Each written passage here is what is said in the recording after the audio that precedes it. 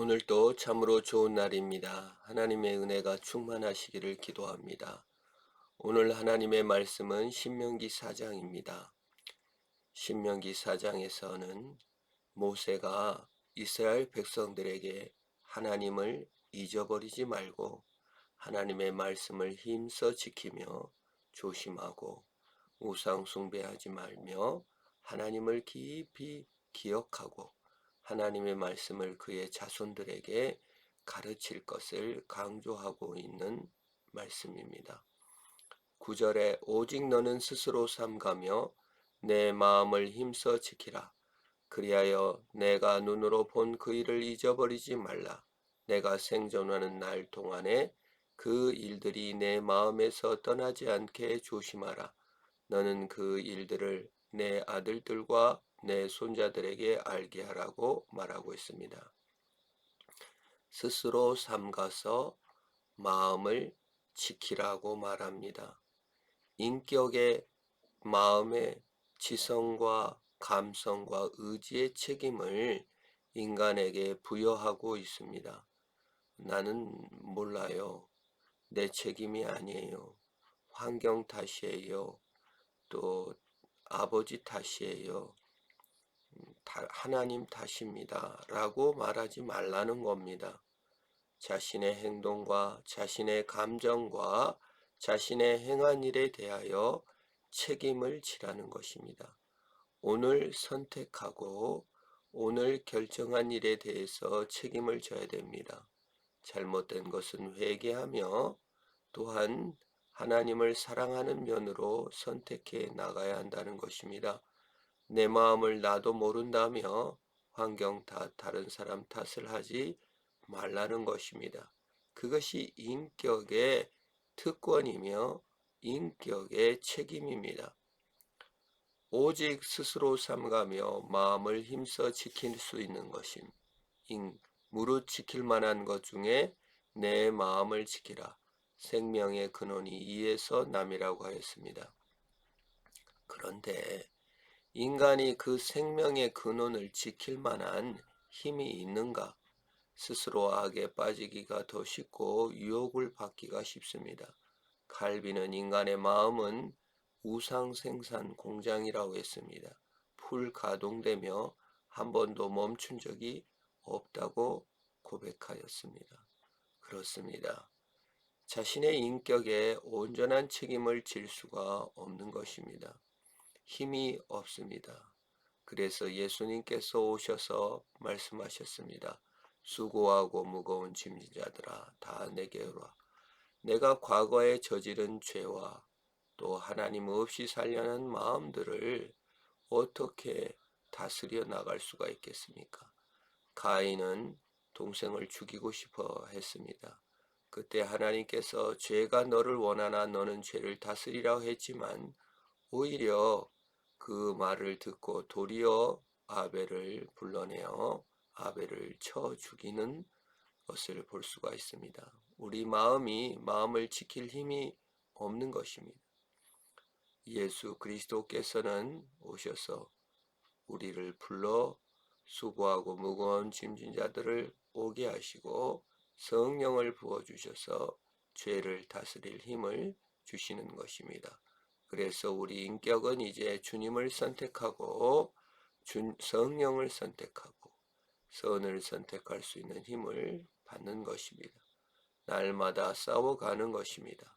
그것이 온전히 완성될 때는 죽은 순간에 죄를 멈추는 것입니다.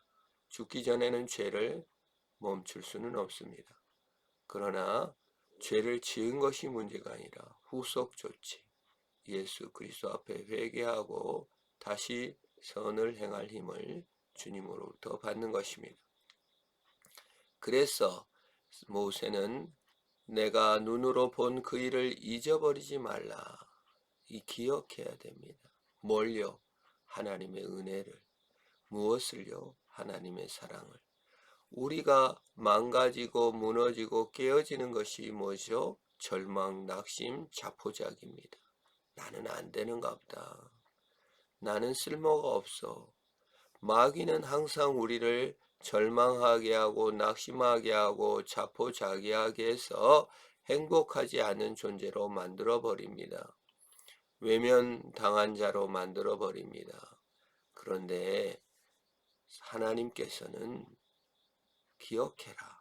나는 너희를 포기하거나 혼내려고 하지 않고 너희를 사랑하여 너희를 안고 인도했다. 제발 기억해라. 그것입니다.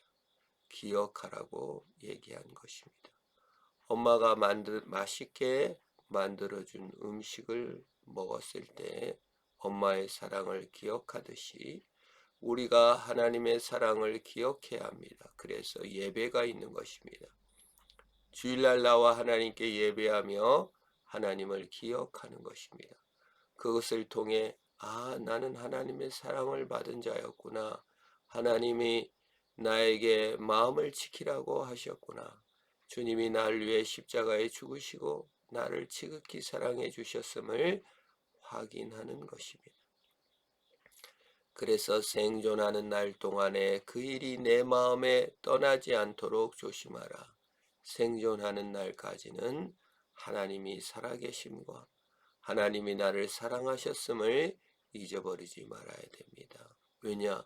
살아있는 동안은 항상 마귀가 우리를 낙심케 하고 행복하지 못하게 하고 자포자기하게 하고 절망하기 때문에 그렇습니다. 나뿐만 아닙니다. 우리 다음 세대에 하나님의 사랑을 전하고 그의 사랑 안에 들어가도록 기억하도록 해 주어야 합니다. 너는 그 일들을 내 아들들과 내 손자들에게 알게 하라고 말씀하셨습니다. 그러면서 하나님의 자신의 속성을 드러내십니다. 너희가 지키고 우상을 섬기지 말고 하나님을 사랑해라. 왜? 나는 사랑이기 때문에. 사랑의 속성 중에 특히 질투하는 하나님이라고 합니다. 하나님의 사랑을 우상에게 다른 것에서 다른 사람에게 빼앗기지 않겠다는 것입니다. 많은 사람을 사랑하는 것이 좋겠지만 인격적, 관계적 하나님 사랑은 절대적인 것이며 배타적인 것입니다. 너무나 사랑이 크면 그렇습니다. 하나님의 사랑을 인격적 연합의 사랑이기 때문에 하나님과 연합되어 있는데 어떻게 우상과 다시 연합되겠는가? 하나님과 연합된 기쁨이 너무 큰데 어떻게 다른 기쁨을 용납할 수 없겠다는 것입니다. 그러면서 마음을 지키라고 합니다. 그리고 4장 마무리는 도피성을 만들어 사람들로 쉬게 하는 장면이 나옵니다. 하나님께서는 쉬게 하십니다. 죄를 멈추는 것이 쉬는 것입니다. 하나님께서는 쉬게 하십니다. 우상을 따라가며 방황하며 갈등하는 것을 멈추게 하는 것입니다.